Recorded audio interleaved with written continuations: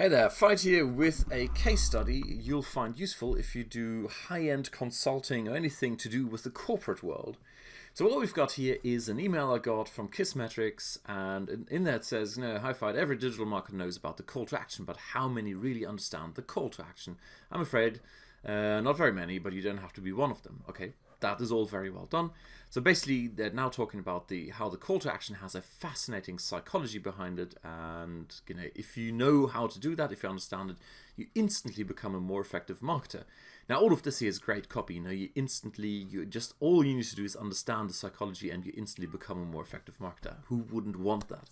So this email in itself is fascinating, and it's well done, and I'm absolutely ready to read the blog post. So I go over to the blog post. Here it is, and now everything you need to know about the psychology of the call to action. And then, basically, this goes into, and this is based on my personal experience of working in the corporate world, it goes into a very, drawn-out, lengthy explanation of the human mind and the psychology behind the call to action, and it turns out most of it is actually gobbledygook. It's completely useless. It has no relevance for the what you need to know. You don't need to know this stuff. That's what I'm saying, right? This is not everything you need to know about the psychology of the call to action. Now the question is, why am I showing you this? Well, it is because this is everything you need to know about the psychology of the call to action if you want to stand out like an expert and pretend you know what you're talking about in the corporate world. That would have been the most appropriate title for this, right? This is not everything you need to know about the psychology of the call to action if and when you want to be a better marketer, but it is everything you need to know about the psychology of the call to action if and when you want to stand out like an expert in the corporate world. This may now sound like kind of cheeky or almost, mean-spirited or anything like that. Not at all, right? I spend enough time in the corporate world to know that the underlying psychology that rules the corporate world is that everyone toes the line. No one wants to cross the line because there's inherent risk of making a mistake. And the corporate world is no longer driven by the entrepreneurial spirit of, I just go out and, forge a new path and, break barriers, etc., etc. Instead, it's the polar opposite. It's basically, we have something that is safe and let's not rock the boat. As long as everything is stable, we're fine. And there are very, very few people who stand out in the corporate world by actually doing stuff. However, we protect this whole thing by using big words that no one understands. I mean, if you've ever been in the corporate world, you'll understand that people sit around in big meetings and, people spout the big words and the big ideas. And at the end of the meeting, of course, everyone nods. Yeah, totally get it. And at the end of the meeting, everyone goes, well, he or she must really know what they're doing because they, had all these big words. And then you turn to your colleagues and go, do you have any idea what they're talking about? And no one knows. So there's that, all pretending to be super educated. And that's exactly what this thing is about. This article is about everything you need to know to come across as the big shot. So all this stuff in here, the human mind expects a call to action.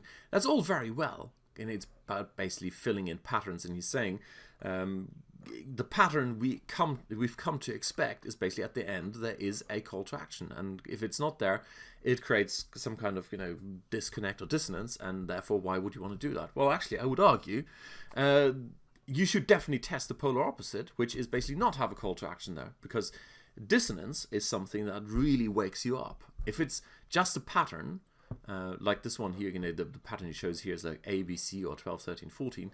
If it's just a pattern, your brain fills it in without really thinking about it. Whereas if it's not there, if this were like a 15, your brain would stop there and go, ooh, hang on, this is something that's not there. So although it's all based in, case studies and scientific studies and has specific dates in it and blah, blah, blah, at the end of the day, it doesn't make you a better marketer.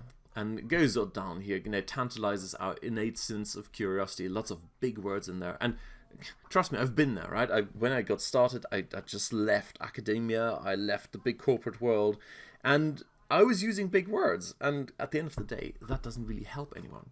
So it keeps going on and on, gives you, all kinds of definitions and where it all comes from and how. And at the end of the day, how to create anticipation. You tell a story. That's it. Okay, thank you very much. That is what makes you a better marketer. Now, what would have made this article a great article or blog post is basically showing me how to tell a story and how that works here. But again, in the corporate world, no one cares about that. What people care about is big fancy words, and it's like, you need to tell a story, and that's it. And then people go away at the end of the meeting and go, well, do you know how to tell a story? No, but we'll get an expensive consultant in, and they'll show us how to tell a story. It's reward psychological thing here, Pavlov, blah blah. All the big names are in there, and people may have heard about Pavlov, etc. Anyway, so this is not meant to be a tearing apart of the this particular blog post.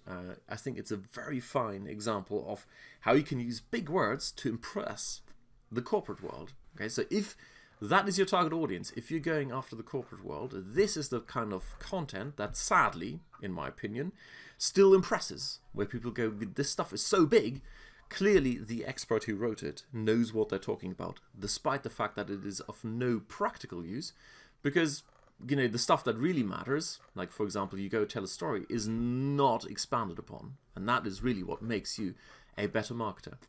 So kind of, to sum it up, I got excited about this because it said, I'll show you how to understand very, very quickly the psychology behind the call to action, so you become a better, more effective marketer. Turns out, it's more about, you need to know about the psychology of call to action to impress other people. But hey, there you go. So there you go. Big takeaway lesson. If you want to impress corporate clients, do use big words. For all the reasons I've just outlined above. If, on the other hand, you actually want to deliver on the promise you made and show people why there are certain psychological trigger behind the call to action and what to do with them, then of course you have to rewrite this whole thing. Alrighty, cheers, bye.